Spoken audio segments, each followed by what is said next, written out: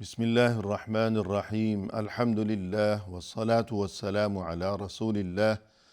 وعلی آلہ واصحابہ اجمعین اما بعد۔ ناظرین کرام، السلام علیکم ورحمۃ اللہ وبرکاتہ۔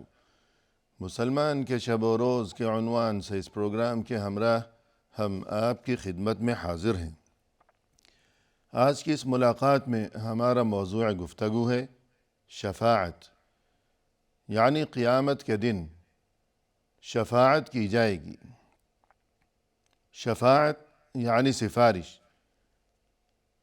اب کون شفاعت کرے گا، کس کی شفاعت کی جائے گی، اور پھر یہ کہ کیا نتیجہ برآمد ہوگا، تو اس سلسلے میں جو تفصیلات ہیں، تو آئیے آج کی اس ملاقات میں اسی سلسلے میں کچھ گفتگو کی جائے۔ قیامت کے دن جو شفاعت کی جائے گی، یہ چیز برحق ہے، یہ قرآن و حدیث سے ثابت ہے، اور یہ کہ اس سلسلے میں جو باتیں سمجھنا اور جن پر عقیدہ و ایمان رکھنا ضروری ہے۔ تو سب سے پہلی بات یہ ہے کہ وہاں اللہ کے سامنے شفاعت کا جو معاملہ ہے، تو صرف وہی شفاعت کا مجاز ہوگا کہ جسے اللہ کی طرف سے اس بات کی اجازت مرحمت کی جائے گی کہ وہ شفاعت کرے۔ اللہ کی اجازت کے بغیر کوئی شفاعت نہیں کر سکے گا، جیسا کہ قرآن کریم میں اللہ سبحانہ وتعالی نے ارشاد فرمایا،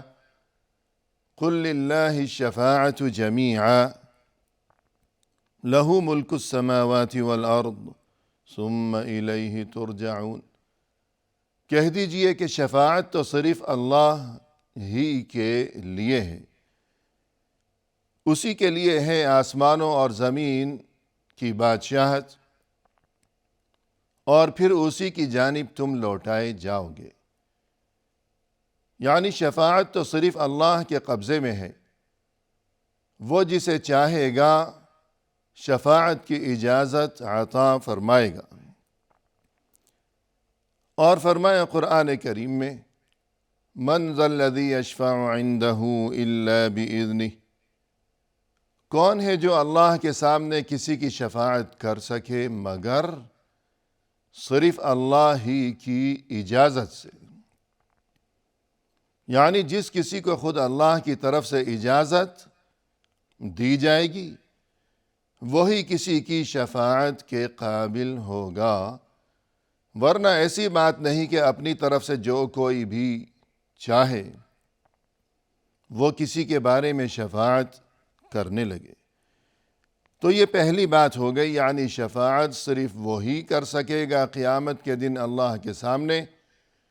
کہ جسے شفاعت کی خود اللہ کی طرف سے اجازت دی جائے گی۔ اور دوسری بات یہ کہ اب یہ جو کوئی کہ جسے اللہ کی طرف سے شفاعت کی اجازت دی گئی ہے، یہ بھی اللہ کے سامنے صرف اسی کی شفاعت کر سکے گا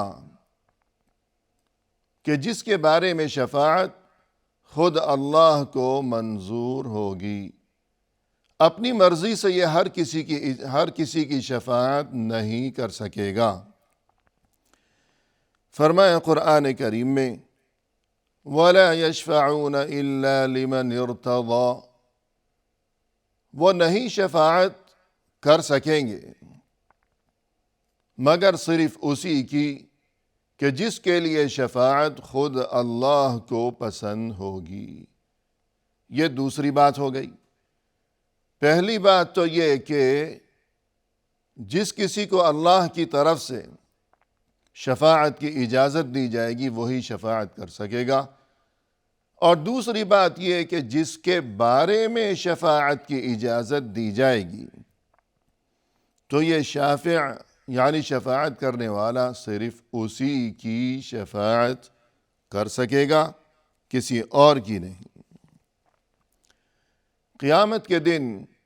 مختلف مراحل میں، مختلف اوقات میں، مختلف مقامات پر مختلف قسم کی شفاعتیں ہوں گی، اور متعدد حضرات ایسے ہوں گے کہ جنہیں اللہ عز و جل کی جانب سے شفاعت کی اجازت مرحمت فرمائی جائے گی، اور ان میں سے 2 مواقع ایسے ہیں کہ جہاں شفاعت کی اجازت بطور خاص صرف رسول اللہ صلی اللہ علیہ وسلم کو عنایت کی جائے گی، کہ جن میں سے پہلا موقع اور جو کہ اہم ترین شفاعت ہے، اور اسی لیے اس شفاعت کو شفاعت عظمی یا شفاعت کبریٰ کے نام سے یاد کیا جاتا ہے، یعنی بڑی شفاعت، یعنی وہاں محشر کے میدان میں جو ہولناک ترین قسم کا اور بھیانک قسم کا جو ماحول ہوگا کہ سبھی لوگ انتہائی پریشانی کے عالم میں ہوں گے، اور یہ کہ سورج سروں پر آگ برسا رہا ہوگا، تو یوں آخر وہ سبھی لوگ بہت پریشان ہو جائیں گے کہ حساب و کتاب کا مرحلہ تو شروع ہو جائے، بعد میں اس کے بعد کیا ہونے والا ہے، اور یہ کہ نتیجہ کیا ہوگا، کون جنتی اور کون جہنمی، یہ بعد کی باتیں ہیں، دیکھی جائیں گی بعد میں یہ باتیں، لیکن یہ کہ اب حساب و کتاب کا معاملہ تو شروع کر دیا جائے، یعنی لوگ اس قدر پریشانی میں مبتلا ہوں گے۔ تب اس موقع پر لوگ مختلف انبیاء کرام علیہ السلام کے پاس جائیں گے اور ان سے گزارش کریں گے کہ آپ اللہ سے شفاعت کیجئے، اور سبھی معذرت کریں گے۔ آخر رسول اللہ صلی اللہ علیہ وسلم اللہ کے حکم سے اور اللہ کی اجازت سے شفاعت فرمائیں گے، اور یہ شفاعت تمام انسانوں کے لیے ہوگی، اور یہ اسی مقصد کی خاطر ہوگی کہ حساب و کتاب کا سلسلہ اب شروع کیا جائے۔ اور اس کے بعد ناظرین، جنت میں داخلے کی شفاعت، رسول اللہ صلی اللہ علیہ وسلم اللہ کی حمد و ثنا بیان کرتے ہوئے اللہ سے دعا و فریاد کریں گے اور شفاعت فرمائیں گے کہ اب جنت کا دروازہ کھول دیا جائے۔ چنانچہ آپ صلی اللہ علیہ وسلم کی شفاعت کے نتیجے میں ہی جنت کا دروازہ اللہ کے حکم سے کھول دیا جائے گا، اور سب سے پہلے خود آپ صلی اللہ علیہ وسلم، اور پھر یہ کہ آپ صلی اللہ علیہ وسلم کی امت سبھی جنت میں داخل ہو جائیں گے، اور اس کے بعد باقی امتوں کے افراد کو جنت میں داخلہ عطا کیا جائے گا۔ اس کے بعد مزید یہ کہ رسول اللہ صلی اللہ علیہ وسلم ان لوگوں کے بارے میں شفاعت فرمائیں گے جو کہ اہل توحید ہیں، اہل ایمان ہیں، جو کہ موحد اور مؤمن ہیں لیکن گناہگار ہیں، اور ان کے گناہوں کی وجہ سے یا تو انہیں جہنم میں ڈالا جا چکا ہے، اور یا جہنم میں ڈالنے کا فیصلہ صادر کیا جا چکا ہے۔ بہرحال وہ اہل ایمان اور وہ اہل توحید کہ جو اگرچہ حقیقی مؤمن اور موحد ہیں کہ ان کا آخری ٹھکانہ یقیناً جنت میں ہی ہے، لیکن چونکہ وہ گناہگار ہیں لہذا ان کے بارے میں رسول اللہ صلی اللہ علیہ وسلم شفاعت فرمائیں گے کہ انہیں جہنم سے نجات عطا کی جائے اور جنت میں داخلہ انہیں بھی نصیب ہو۔ اور پھر مزید یہ کہ وہ خوش نصیب ترین لوگ جو کہ جنتی ہوں گے، جو کہ جنت میں پہنچ چکے ہیں، اب وہاں پہنچنے کے بعد جنت میں چونکہ بہت سے درجات ہوں گے اور مختلف مراتب ہوں گے، کہ ایسی بات تو نہیں ہے کہ جنت میں سبھی کے لیے برابر مقام ہو، اور یہ کہ نعمتیں سبھی کے لیے ایک ہی جیسی ہوں، ایسا معاملہ نہیں ہے، کیونکہ دنیا میں جو ایمانی کیفیت ہے اور جو عمل کی صورتحال ہے تو یقیناً جو اہل ایمان ہیں ان کے درجات مختلف ہیں، سبھی کی ایک جیسی حالت اور کیفیت تو نہیں ہے۔ کوئی بہت زیادہ افضل ترین ہے اللہ کی عبادت کے سلسلے میں، اور یہ کہ اللہ کی بندگی اور اطاعت کے سلسلے میں، اللہ کی نافرمانیوں سے بچنے کے سلسلے میں، اور کسی کا معاملہ کچھ مختلف ہے۔ تو یوں ہر ایک کے اپنے عمل اور اپنی ایمانی کیفیت جو دنیا میں اس کی تھی، تو اس کے مطابق جنت میں درجات بھی مختلف ہوں گے،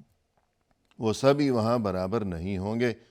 اور یہ کہ جنت الفردوس جو کہ اعلیٰ ترین مقام و مرتبہ ہے۔ الغرض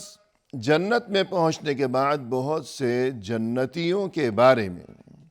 رسول اللہ صلی اللہ علیہ وسلم اب اس بات کی شفاعت فرمائیں گے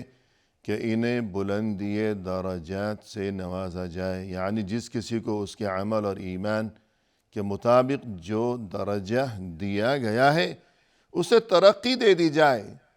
اور یہ کہ بلند درجہ اسے عطا کر دیا جائے۔ تو یہ رفع درجات یا بلندی درجات جنتیوں کے لیے رسول اللہ صلی اللہ علیہ وسلم اللہ کی اجازت سے اس بارے میں بھی شفاعت فرمائیں گے۔ اور اسی طرح وہ لوگ جو کہ اعراف کے مقام پر رکے رہ گئے، اعراف قرآن کریم میں ایک سورت کا نام بھی ہے، سورۃ الاعراف 8ویں سپارے میں، کیونکہ اس سورت میں بھی انہی لوگوں کے بارے میں کچھ تذکرہ کیا گیا ہے، یعنی وہ لوگ کہ جن کی نیکیاں اور برائیاں اس دنیا میں دونوں برابر تھیں، اچھے کام بھی کرتے رہے، برے کام بھی کرتے رہے، پھر قیامت میں اللہ کی عدالت میں روز محشر جب ان کے